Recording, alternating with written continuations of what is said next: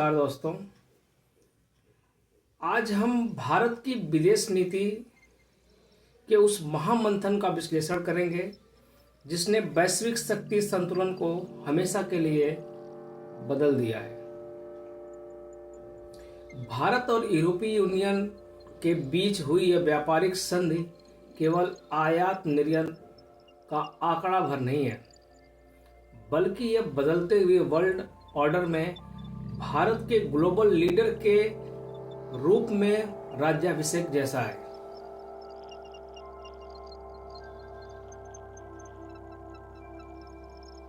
आइए हम इसे विस्तार से समझते हैं कि इसके हर पहलू की तस्वीर आपके सामने साफ हो जाए। अमेरिका का सिक्का और भारत की स्वायत्तता। सबसे पहले उस मनोवैज्ञानिक युद्ध को समझिए जो पर्दे के पीछे चल रहा था।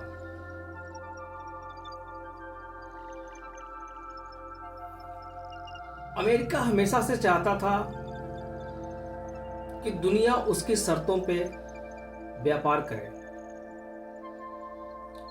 जब भारत ने रूस यूक्रेन युद्ध के दौरान रूस से तेल खरीदना जारी रखा तो अमेरिका के कॉमर्स मिनिस्टर से लेकर व्हाइट हाउस के प्रवक्ताओं तक ने हमें गंभीर परिणाम भुगतने की चेतावनी दे दी।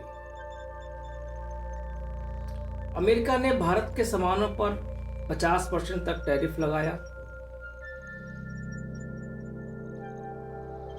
उनका मकसद साफ था कि भारत को इतना मजबूर कर दो कि वह रूस का साथ छोड़ दे, लेकिन यहां भारत ने अपनी रणनीतिक स्वायत्तता का परिचय दिया।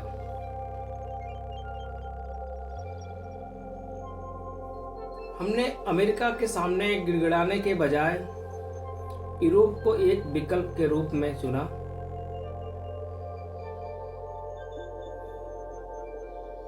उदाहरण के तौर पे समझिए, जैसे एक दुकानदार अपने सबसे बड़े ग्राहक के नखरों से परेशान होकर एक नया बाजार ढूंढ ले। भारत ने वही किया। हमने यूरोप को यह समझाया कि अमेरिका की अति महत्वाकांक्षा जैसे ग्रीनलैंड पर नजर डालना उसके लिए भी खतरा है। कनाडा जैसे देश, Venezuela, Mexico,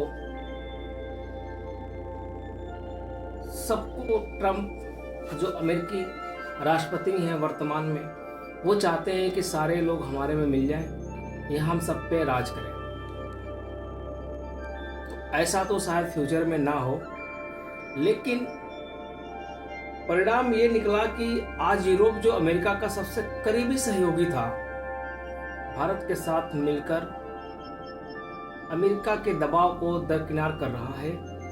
energy diplomacy, Bharat दुनिया की रिफाइनरी इस डील का सबसे मास्टर स्ट्रोक हिस्सा है।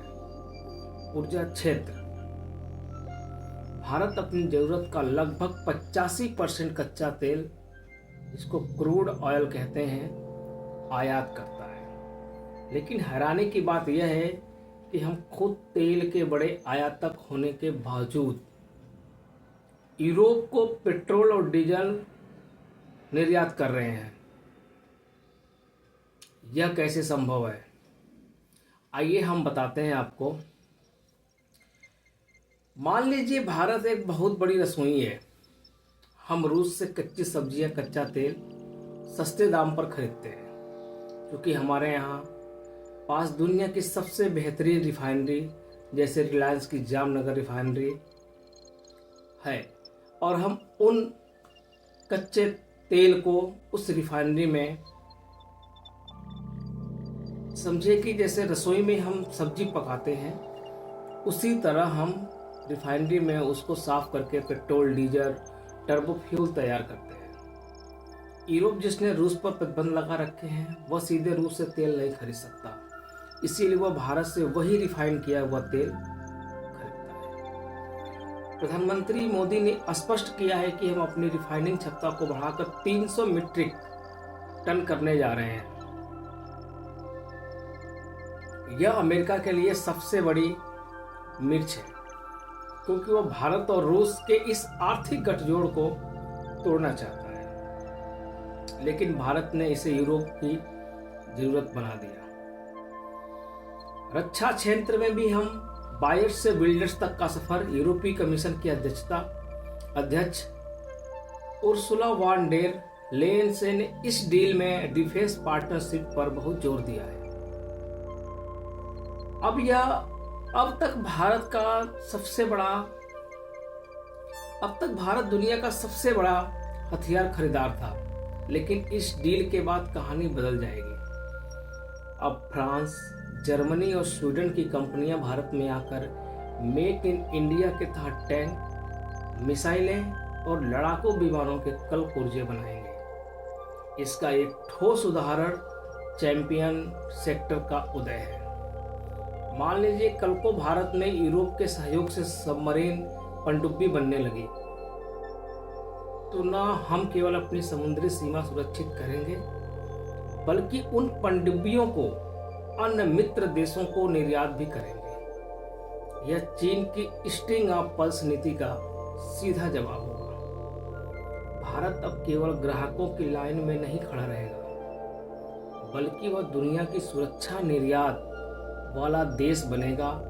व्यापारिक लाभ और चुनौतियां उदाहरणों के साथ समझने वाली बात है कि इस डील में भारत के विभिन्न क्षेत्रों को अलग अलग तरीकों से फायदा और चुनौतियां भी मिलेंगी। टेक्सटाइल्स और लेदर आज हमारे कपड़े और जूते यूरोप में वियतनाम या बांग्लादेश के मुकाबले महंगे पड़ते थे, क्योंकि उन पर टैक्स ज़्यादा था।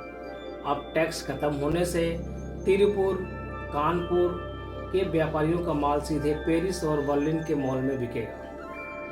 आईटी सेक्टर में भी भारत कमाल करेगा। भारत की इन्फोसिस और टीसीएस जैसी कंपनियों को अब यूरोप में डेटा सुरक्षा नियमों के भीतर आसानी से काम करने का मौका मिलेगा। चैलेंज आने वाले हैं अगर तो सबसे बड़ा इसमें ऑटोमोबाइल कंपनियों को आ सकता है, क्योंकि यूरोप की बड़ी कार कंपनियां जैसे मर्सिडीज, BMW जब कम टैक्स में भारत आएंगी, तो टाटा और महिंद्रा जैसी कंपनियों को अपनी गुणवत्ता और कीमत पर और ज़्यादा काम करना होगा। यहीं पर एग्रीकल्चर और शराब में यूरोप की वाइन और फर्टिलाइज़र भारतीय बाजार में आएंगे, जिससे हमारे भारतीय उत्पादकों को कड़ी टक्कर मिलेगी। ये डील कुछ फ़ायदा भी करेगी तो कुछ नुकसान भी कर सकती है। निष्कर्ष ये निकलता है कि एक नए भारत का उदय 26 जनवरी की परेड में यूरोपीय यूनियन के झंडे का लहराना और उनके प्रतिनिधि का मुख्य अतिथि बनना कोई सामान्य घटना नहीं थी। यह संदेश था कि भारत अब किसी एक गुट का हिस्सा नहीं है। हम विश्व मित्र हैं जो रूस से तेल ले सकते हैं, यूरोप को बेच सकते हैं और अमेरिका को अपनी शर्तों पर बातचीत के लिए मेज पर ला सकते हैं। भारत ने दिखा दिया है कि व्यापार और कूटनीति जब साथ साथ चलते हैं तो वह किसी भी महाशक्ति के दबाव को बेअसर कर सकते हैं। यह 2026 का भारत है, आत्मनिर्भर, साहसी और अपनी लकीर खुद खींचने वाला। क्या आपको लगता है कि भारत को यूरोप के साथ इस नज़दीकी के लिए अमेरिका की नाराजगी मोल लेनी चाहिए, या भारत ने दोनों के बीच संतुलन साधने का सबसे सटीक रास्ता ढूंढ लिया है? कमेंट में अपनी राय जरूर दें। हमारे चैनल को सब्सक्राइब करें तथा इस वीडियो को शेयर करें। धन्यवाद।